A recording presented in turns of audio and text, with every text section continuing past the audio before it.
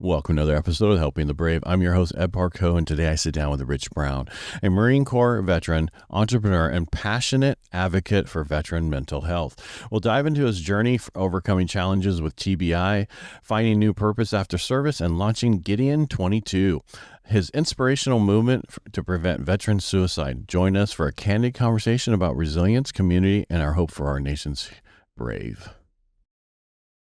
Well, hello, everybody. I'm Ed Parcaut, your host of Helping the Brave. Let's bring in our guest today, Rich Brown. How you doing, Rich? I'm staying out of trouble. How you doing? Not bad. I have two Browns today recording on Helping the Brave, which is, I was like, man, are they on the same podcast together or something? Because I have a guy coming on he does a podcast. He wanted to bring us. No, it's funny. I was just informed that I was in a book. So Ed Derrick was a photographer who was embedded with us on both of our deployments to Afghanistan and Iraq. And he wrote a book called Victory Point for when we were in Afghanistan on Operation Pill, Whalers and Red Wings. And then he wrote Warriors of Ambar. And I wasn't aware of it, Warriors of Ambar, until very recently when I had lunch with my former company commander. And I open up the book to a section about one of my Marines that we lost. And I'm in the book. I didn't know I was in the book, but it's also credited to Timothy Brown and not me. So it is what it is, right? I was like, that was me doing those things, but whatever. Who's Timothy? Yeah, well, he was another guy in our unit. Unfortunately, he didn't come back with us, so he's not exactly taking credit for my actions. But give it to him. Yeah. Right? Yeah, could be worse. All right, so let's back up a second. There's only one question I ask on every show: what service and why? United States Marine Corps. And so what else would I do? Well, there had to have been a reason why you joined, not just because you're all Jeff's pumped up now and I'm a Marine and always a Marine. Because it's amazing how many people write former Marines. I'm like, Marines are never former Marines. They're always a Marine. There's never, right? I mean, it's like, so I always correct. I'm really not sure where I started buying the BS and drinking the Kool-Aid, but I distinctly remember. So I joined the day after my 17th birthday. And so my mom had to sign off for me. And she wanted me to hear out all the other branches. And I said, I'm going to be a Marine. And I said, okay, well, as long as you're going to sign off on it, I'll go hear out all the other recruiters. Right. And so we went to the Navy first, and we sat down with the Navy recruiter for about 5 minutes and told him, he wants to join the Marine Corps, but I told him he has to talk to all the other recruiters. And the Navy recruiter looked at my mom and said, let him join the fucking Marine Corps. It is part of the Navy anyway. Yeah, that's that's what a friend of mine always says. Yeah, the men's department. Yep. What did the Air Force say, or did you not go anywhere else? Never went. No, she, the Navy recruiter said let him join the Marine Corps, and she did. All right. Yeah, my son's Army. When I joined, I had no idea the connection between the Navy and the Marines, and I was not a military brat. I had no idea. And one day I was watching the football game, the Navy game, and I saw going to the Marine Corps. I'm like, what the? I had no idea the Naval Academy had the same people one going to the Navy and one going to the Marine Corps. That's how ignorant I was back then. And I was in the Navy at the time. That's how bad it was. All right, but enough about me. All right. So you joined the service. You joined the Marines. What year did you go in? I left for boot camp 4 days after high school graduation in 2004. Yes. All right. And so you have no idea why. Was anybody else in your family in the military? My brother had a close friend who was in the Marine Corps. I called him my brother, but that was it. He was part of the initial push into Iraq and Afghanistan, so that's probably what it was. Okay. I'm just curious because I joined the Navy even though my stepdad was Marine. My dad and my uncle were both Air Force. I joined it because the job that I wanted, they guaranteed I'd get it. That's why I joined them. That's funny. I did really, really well on the ASVAB to the point that my recruiter said, you can do any job you want in the Marine Corps. And I said, sweet, I want to fly helicopters. He said, you're not going to fly helicopters. I said, well, what the hell? And he said, well, you have to go to college. You have to be an officer to fly. Only officers fly.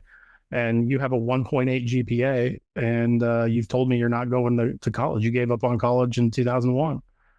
I said, all right, well, I want to drive tanks. He said, you're not going to drive tanks either. I said, you got to be an officer to drive tanks. And he said, no, but this is the Marine Corps, not the Army. We have like 12 tanks and you're probably not going to get one. All right. So what was your next? Then what else was your next choice? Well, I looked at him. I said, all right, well, what should I do then? And he said, well, why do you want to join the Marine Corps? And I said, I don't want to have to sit down later in life and think that somebody fought for me and my family and my rights when I had the opportunity to do it for myself. He said, well, if that's the case, then your place is in the infantry. I said, now I think you're just trying to fill a quota, right? And he said, well, think about it. If you're in the Marine Corps, you either are in the infantry or you are supporting the infantry. So you might as well be the one kicking the door. And if that's the reason you're joining, I said, all right, let's go. And then I went to School of Infantry after boot camp, and about 2 or 3 weeks into School of Infantry, they ask, okay, we have divisions of infantry, right? We have specialties. So they talked about machine gunners and mortarmen and all the things. And they got to anti-tank assaultmen and said, who wants to shoot rockets from their shoulder and make doors where there aren't doors with explosives? And I about had a panic attack trying to raise my hand higher. So I was so old. So that what you did? Yeah. All right. Yeah, and it told me that they were phasing out the 0351s and that I would never get promoted to staff sergeant because I would be a lance corporal when I re-enlisted. I probably would have picked a different MOS. Probably not. I don't want to shoot rockets. So I take it when you went to go to re-enlist, you decided not to stay in? No, I did 2 terms. I stayed in for 8 years, but shortly after I got stationed at Quantico teaching the new lieutenants, I was diagnosed with TBI. And they said, look, we'll let you finish out your contract. You can keep teaching lieutenants, but we're not going to let you lead troops in combat again. So, well, I mean, that was the smartest thing for you and your brain. Let's back it up. It was a real kick in the gut at first, right? To be told you can't do the thing that you love to do for the rest of your life. And, I think Marines especially, veterans especially, but men generally, we tie a lot of our self-worth to our competency and our ability to provide and protect. And so to be told that I wasn't capable of doing that anymore was a shock to the system. It's like me. I didn't have any choice but to accept it, but I wasn't happy about it. And I recognize now that it was best for everybody. But you didn't really accept it right away. We never do. Yeah. Right. It took a while. It's like death. There's those 5 stages you have to go through. All right. So let's back up. So you got in and you're in infantry and you're doing that. You talked about you went over to so you got deployed a couple times. Yeah, I did Camp Blessing, Afghanistan, and then Haditha, Iraq between 2005, 2007. Had a blast, the time of my life. All right. So how did the TBI happen? Was that from January 23rd, 2007. Okay. What's that? I said, I was wondering if it was because of what you were shooting off from being next to you so much. No, that is kind of a thing, right? And I know that like the Chad 1000X, the Step Foundation, they're helping to do a lot of research into how those blasts over and over and over again affect the brain and the tissue around the brain. But no, particularly for me, January 23rd, 2007, I was supervising Iraqi police officers at a vehicle checkpoint, and a 13-year-old boy drove his grandfather's truck up to our position, loaded down with explosives and artillery rounds, and killed himself instantly and threw us about 15 feet through the air and injured he injured all 3 of us. But one of the Iraqi police officers had femoral bleeding. Another one was pretty well injured, but we all survived it.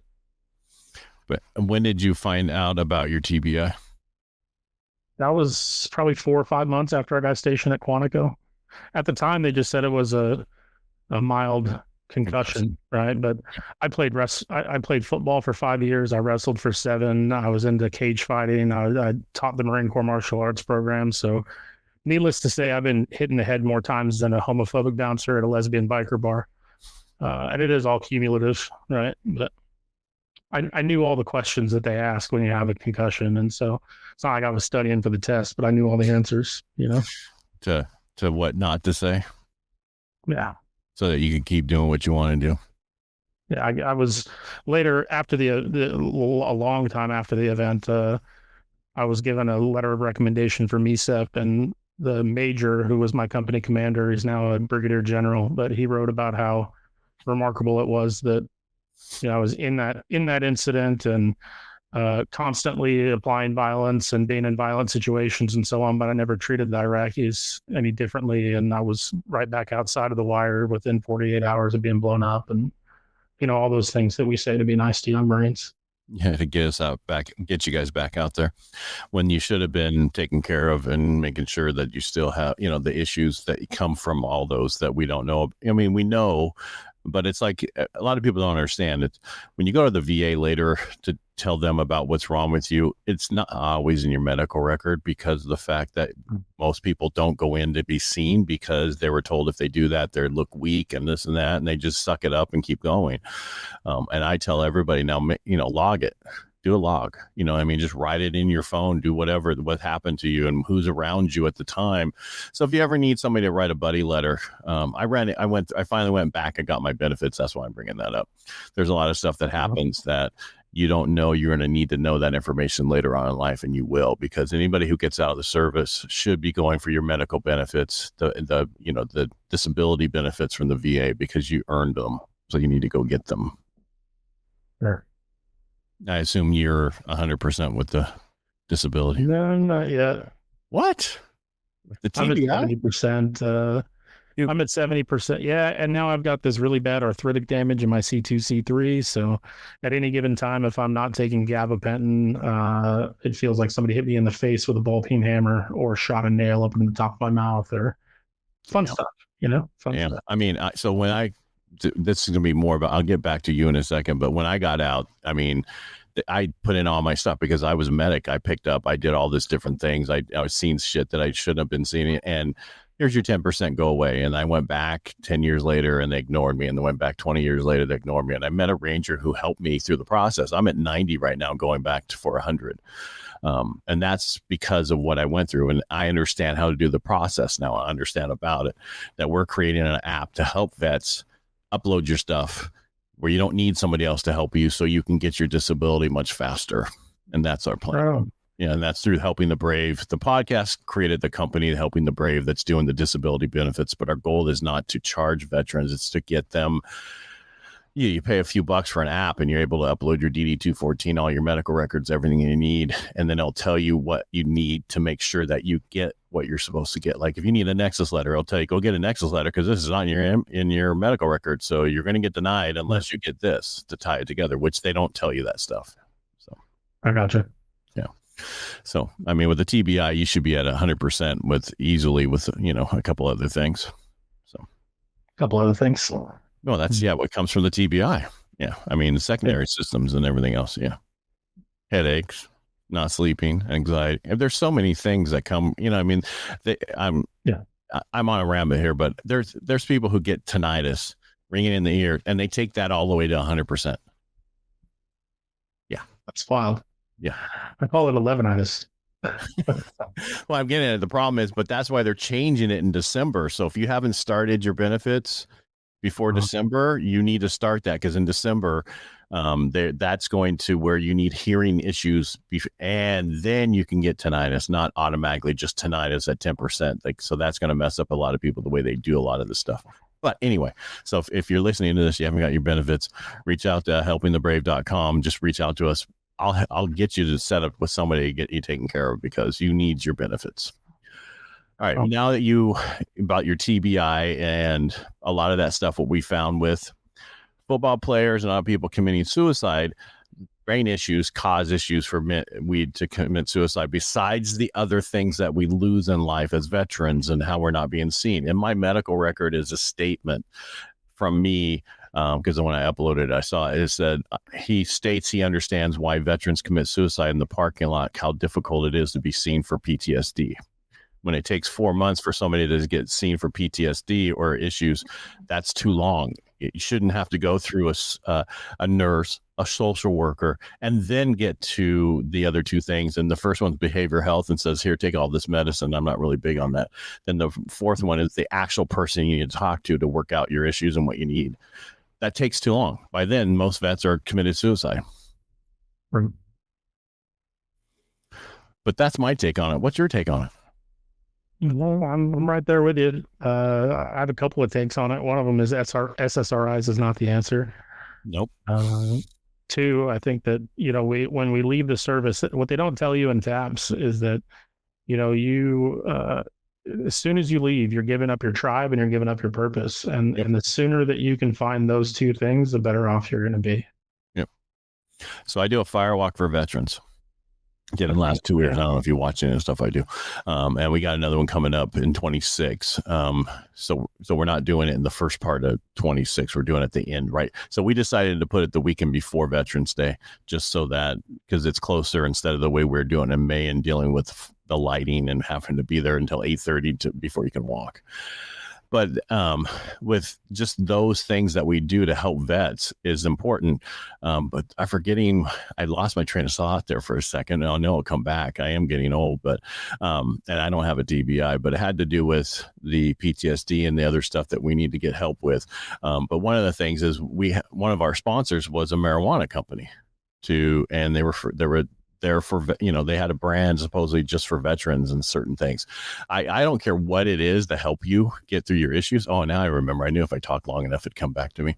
After my firewalk, there was a guy that I brought to my Rotary years ago, and he talked about how we need a boot camp out, just like we have a boot camp in, to help us get, we're a tool of war. If you take a Bradley, paint it like a yellow school bus, it's going to go down the street, ripping up the street. It doesn't know it's a school bus. It's a tool of war. Same with us. We need to be brought back to where we're no longer, so that we can keep our tribe, keep everything. Today's world, you have it so much easier to stay connected than older guys do, because they didn't have Facebook back then. They didn't have Instagram. They didn't have those other things that they're available to you to stay connected. So, and maybe you can get part of this or whatever. So what I did is after my last firewalk, I went and I just moved all the stuff that I was thinking about. There's 6 things that we miss when we get out of the service, and how do we stay connected with that? So I did a Civ Ops Academy, which is to bring all those things together and train everybody for whatever you're missing, right? Whatever. If you're missing the camaraderie, there's a whole point where you can get together and make sure that everybody stays connected. So there's many points. I've not done anything with it. I created the website, created everything, just sitting there, because I'm so busy doing so many other things. I'm like, I just had to get this out so it's there when it's ready. And that's something I want to put together so that we don't lose that when you get out. It's an easy way to stay together. It's not about making money off that, because I have Learn It, who's over in the Bay, who does all the computer training for all the different software and everything else. They're giving everything they have for free to vets through my system. That's awesome. Yeah. So everybody wants to give everything for free just to get it there, so we can help every vet. And that's the goal. All right. But that's what I'm doing. So what are you doing, Rich? That's a good transition. You like that? Are you asking about Guide on 22? I don't know. You talk. It's your show. I mean, it's my show. You're the guest today. It's all about your story. So how did you? All right. So and I bring this up because it's important.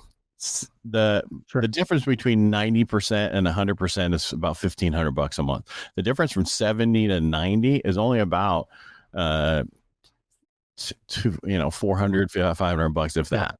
The big thing that is, if you have issues like you do, you need to get those issues to get to 100%, to get the disability, because that changes everything. It changes property taxes. It changes healthcare for you and your kids and your wife and everything else, or whoever your significant other is, whatever that is. It's so important to get there, and there's no reason not to, because we have so many elements that get you there. And so it's an easy way to get there. But how did you find out that you needed to do more? And how did the suicide come into effect for you? Because I know a lot of vets, they've lost more people after the war than during the war. I don't know your audience that well. I know that I should have considered my audience a little better when I spoke in front of the Marine Corps League very recently.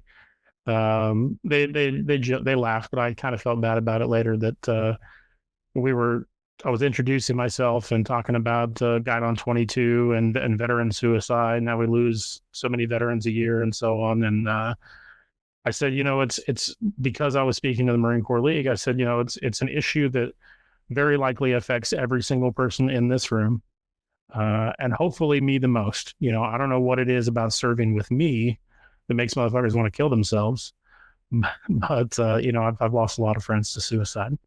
And so it's important to me for all of the obvious reasons, right? Yeah, we've lost more people since this last war, right? After that war, than we lost in all the 3 wars put together to suicide. And that's just because we're radiant it. When I was the president of my Rotary 3 years ago, my whole year was about veterans. I started the year talking about 22 vets a day, blah, blah, blah. End of the year, I was talking about 50 vets a day, because that's truly the number. They just don't write the numbers down properly and how they count them. It's only counted a certain way, and they count them at 17 and 18 now, which is not true. We are losing more veterans today than we've lost in many, many wars, and that is horrible. And the worst ones is 50 and older is 70% of that. Yeah, we work with an organization called Heroes Bridge. It's a local nonprofit that serves aging veterans. And we didn't consider until we started partnering with them that, yeah, a lot of the veteran suicides are Vietnam, Korea, and pre-Desert Storm veterans. Yeah. And that's never even occurred to us. And the reason is, one of the reasons why is the fact that most people do not deal with their PTSD until either they've ruined every single one of their relationships, and then they finally deal with it, or they've done stuff like they're workaholic, exerciseaholic. That's what I was. And then finally your kids are gone, and it's just you and the wife and a dog or two. And you start having quietness. I had quietness in the last 2 years because my mortgage industry got destroyed by somebody who didn't like a pipeline. So they decided to get rid of that pipeline and, cause inflation. And I don't know where you land on that, but that's kind of where I'm at. Yeah. And I had more time. And then shit started coming back, and I was like, "What the fuck is this?" And that's what's happening is they find more veterans are dealing with it later on because they never dealt with it, and they dealt with it in other ways up until that point. Where a lot of you guys with TBIs and from the last war, you're affected a lot worse than we were when we got out. Well, and to your point, it's never been easier to keep your attention outward. On a day-to-day basis, all day, every day, whether you're in your cell phone or on Netflix or, whatever it is you're doing. Nobody sits in silence anymore unless they're forced to, and they feel anxious when they do. And yeah, I think you start applying that to veterans with things that they don't want to think about, and it's even worse. Yeah. Because I was talking to my wife, she was talking to me about somebody at work and her husband's having nightmares at night. And I'm like, dude, I want to talk to the guy. You know what I mean? It's like, I might not be the right person to talk to him, but I want to get him to the right person. I have vets who've been through things who can help other vets who've been through things, but where I deal with older vets better than they would deal with, if I have a younger vet having an issue, they don't want to talk to me. They want to talk to somebody their same age or who knows what they've been through. Right. So, and that's the other thing about our VA system is just so messed up. But let's talk about some positive things. Let's talk about your guide on 22. So it started just, I helped my buddy start a gym. I've been running businesses since 2 years before I got out of the Marine Corps. And my close friend has dreamed of opening his own gym for close to a decade now. And he went through a divorce about 2 years ago. And so he looked like he was struggling to find purpose and all that. So I looked at him and I said, when are we going to open your gym, bud? And, long story short, we opened Honor Bound Fit. We started Honor Bound Fit in the parking lot of a Black Rifle Coffee doing a Manion WOD on Memorial Day 2024. And we moved into a space in September, but we wanted to introduce our members to Rucking because it's a great fitness tool. It's the fastest and easiest way to get into zone 2 cardio. It's less injury prone than running. And so we wanted to get Rucking introduced to our members. And so we started doing this monthly progression, and we did a goal we were work up to. And so I looked at the calendar and said, you know what? December 22nd is a Sunday. This was last year. Why don't we work up towards 22 miles in December, and we'll do 22 pounds and we'll make it an event for veteran suicide prevention. And it's evolved, right? We had a great event last year. We had 37 participants. I'm trying to make that look like a range walk this year. We're very honored and proud to have done that, and all the people who came out were amazing. But I want to blow that out of the water this year. And this year it's November 22nd, which is the Saturday before Thanksgiving. We do it during the holiday season because that's when veteran suicide is highest. We don't keep it to just veterans because, I think of first responders as the home team. right? I wouldn't have deployed to Iraq and Afghanistan without knowing that somebody was here to take care of my family and so on, right? I also have too much respect for police officers because I know I couldn't do it, right? I miss being in Iraq and Afghanistan. I miss that kinetic environment. I miss kicking indoors and killing bad guys, but I couldn't be a cop because I know that responding to domestic dispute calls on a nightly basis would probably wear a hole in my heart, and I don't want to be that guy. All right, that's not conducive with the type of father I want to be, and so on. And so I have too much respect for police officers, firefighters, EMTs. I used to make fun of EMTs, because everyone I've ever met has been overweight. And come to think about it now, I think, if I was scraping brains off the pavement every day, I'd probably sit in the back of a bus and eat my pain away too, I want to show some. I don't know why we don't track EMT suicides. You're not the only one that got into Rucking. Nice. You like that? I like it. Yeah. So anyway, keep going. Yeah. So we did triathlons when we were younger. That's what I did in the service on throughout because I was in San Diego. And then you get finished and everybody would say, "Holy cow, that was tough." And so we created Holy Cow Racing. And then my wife got into marathons recently, and I got into Rucking. And so I created that one for me. The problem is I found out I'm bone on bone on my left knee, and they want me to do a total knee replacement. And there's just no way in hell I'm going to do with what they have available today. Because it's like a mechanic. That's where I'm at with my neck. It's the arthritic damage is so bad that it's pinching the trigeminal nerve, which is the nerve that comes out of your neck and across your face, which is tons of fun because my face can't figure out where the pain is. All right, so you started. So I want to go. I know you were talking about how big you want to get it, and I want to get back there. When I want to go back, you said you started in the Black Rifle parking lot. Yeah, we have a Black Rifle coffee company here in Fredericksburg. So is that the main Black Rifle coffee company, or is that just another one? No, they have a couple of locations. They've opened their own coffee houses I think it's mostly East Coast right now. Okay.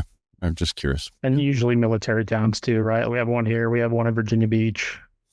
I'm sure there's probably a dozen others or more. Yeah, we don't have any in California where I'm at. But yeah. I prefer to make my own coffee. That's something. I used to be a Starbucks fanatic, and then I figured out how to do my own, and I make it so much better. So hell yeah. Yeah. All right. So how big is it right now? How long have you been telling people about this? I've been telling everybody about it since before the event last year. I didn't stop after the last event. This is probably my 12th podcast trying to get it out nationwide and tell everybody about it.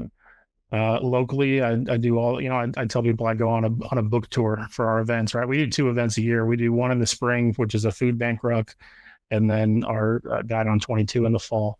And I tell people I go on my book tour because I go to all the business networking events to tell them about the event we got coming up. Right. And I'll do like 9 of them or 12 of them in a week. Have you been to your local Rotary?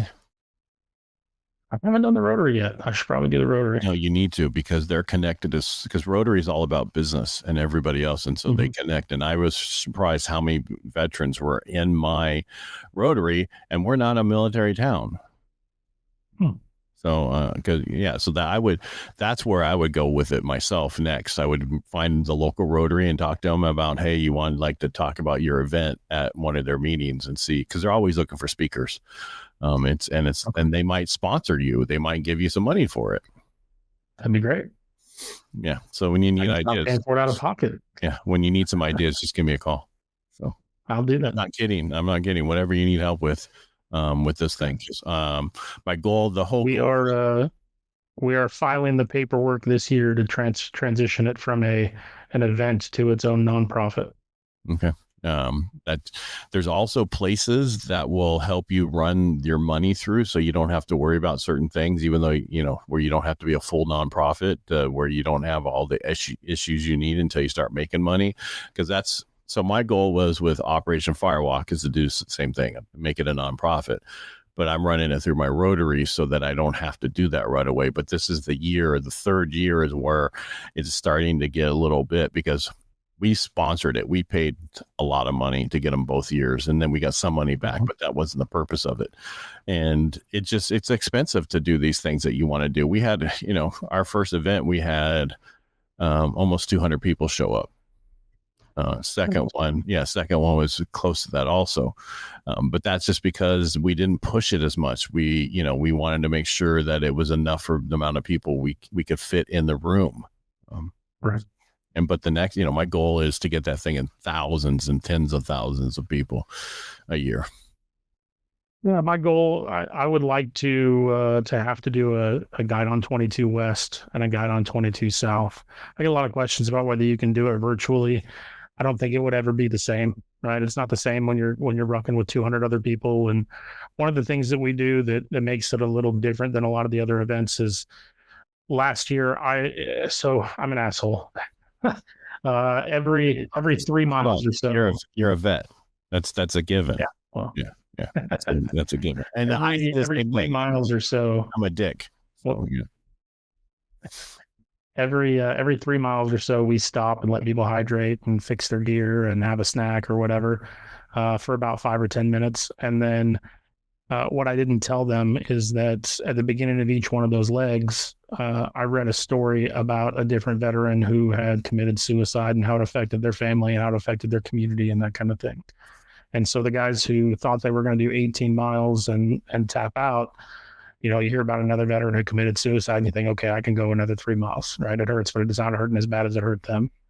What I'm trying to do this year, step it up a little bit, is I've invited families from around the country to tell their own story about their veteran and how it affected their family and their community and so on. And you said it's in November, correct? November 22nd. It's a Saturday before Thanksgiving. Something I decided I was going to do, and I think I almost told you about this before the event, but I've already created a coupon code. So any of your listeners who are listening and want to participate in the event, we charge $22. Every bit of the ticket fee goes to Heroes Bridge, that nonprofit I was talking about earlier. So we don't take any money out of the event at all. We put a lot of money into it. But I created a coupon code so that your listeners can use the Brave as a coupon code. 20 of them can get free tickets. And all that I ask is that if you're going to claim a free ticket, that you show up and participate in the event. And maybe you share this video and ask at least one of your friends to come take a walk with you in November. And I say donate the $22 back. Yeah. It's like when my food bank ruck that we do in the spring. Yeah, it's a great time. We have usually about 100 participants in it, and it's just like any other food drive. We ask you to gather food to donate to the food bank. The difference is we have them do it in teams of 8 to 10 people, and then we have them gather their food and meet us at the 511 tactical parking lot, and then we have a course mapped out for them, and they have to ruck that food for 4 miles to donate it. The team who moves the most amount of food in a 12-hour period wins $1,000 and a trophy and all the things. The last 2 years we've done it, the winner usually has both years said they've donated that money back to the food bank. That's nice. Speaking of 511, that started in my town. That started in your town? In Modesto. You're in Modesto, California? Yep. Dan Costa and his people. Yeah. Right on. Yeah, a lot of them were so happy when that was sold. Oh, I bet.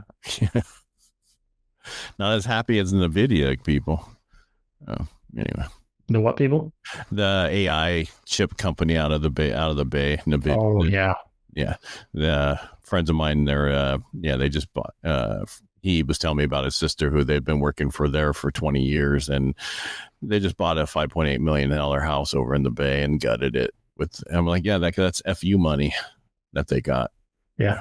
Yeah, they don't care anymore. Exactly what that is. Yeah, they don't care. They're going to put everything in there they want and gut it and never worry. The question is, where are they going to be in 5 years from now? Correct. Yeah. All right, Rich, what else do people need to know about you? You got a bunch of books behind you. What are the books behind you? Well, one of them is from John Basilone. One of them is John Basilone, a story about John Basilone. Another 3 under that are Jocko Willink. But over here, we've got Colonel Shusko was a role model of mine, still is a role model of mine. But he's got a book called Tie-ins for Life. And one of the things that Keith and I did when we started Honor Bound Fit was we decided it's not just going to be about looking good naked. It's as much or more about character and mental toughness and so on. And so every week after your workout, you get a character tie-in. We talk about things that make people better. Gotcha. Yeah. Did you know that 50% of vets are business owners? No, that's awesome. Yeah, well, it's what we learned in the military. Your attention to I wish it detail. was 100%. Well, a lot of people don't want to own their own business, so they're let them do whatever they Yeah. want to do. But yeah, the 50, that's pretty good. I mean, 50%. There's not Yeah. usually 50% of anything than anybody out there that's I think a big part of that too is veterans have a hard time dealing, following other people after the service. especially You civilians. know, we started this gym. If you look at our gym, there's a 65-foot flag hanging in the back of the gym. We got our core values up to the left of that, and then there's an Iraqi security post on top of our office, complete with a 50 cal machine gun and a guard standing post and concertina wire and all that stuff. And it's very clear who our target audience is. Like, we wanted vet bros to come here and find community and purpose and all that. So we joke about once a week that we're not a women's gym, because about 60 to 70% of our members are women. Because it's a very difficult group of people to try to bring in to teach them fitness, because they already know fitness, and why would I listen to another man, right? You're not my team leader. Yeah, but I mean, veterans, male or female, will come to your gym. So, right? We got a handful. Yeah. I'm in the mortgage industry. I loved working only with vets because there's a reason. Sure. It's like we have a community that we're part of. We get what we both went through. You know, not each one of us was in combat, but we have our own issues from being in the service, and we connect easily. We understand that, and I tell people I connect more with with Marines than Navy, because I was not stationed with Navy. Even though I was at Camp Pendleton, Navy hospital at Camp Pendleton, and now it's not the same thing. It's not a ship. It's not the other star. I connect more with Marines than anybody else. So you get that completely. What, you connect with Marines more than anything else? I can understand how you would. All right. Before we go, is there anything I should have asked you before we go today? I don't think so. If people want to find out more, it's honorboundfit.com. And like I said, the code for your listeners is Guide on 20. I'm sorry, it's the Brave. The Brave. Yeah. So Guide on 22 doesn't have its own website. It's just, you have to go to Honor-Bound Fit. Part of our gym website. It's honorboundfit.com/guide on 22, but there's a link on the main page. Just wanted to make sure people know, if they search Guide on 22, will they find it? It'll pop up. Yeah. Okay. All right, go check it out, people. Go help Rich and his cause. We really appreciate you doing that. And I'll see what my calendar says for the 22nd, but don't know. It is West Virginia, right? No, it's Virginia. It's not West Virginia. Okay.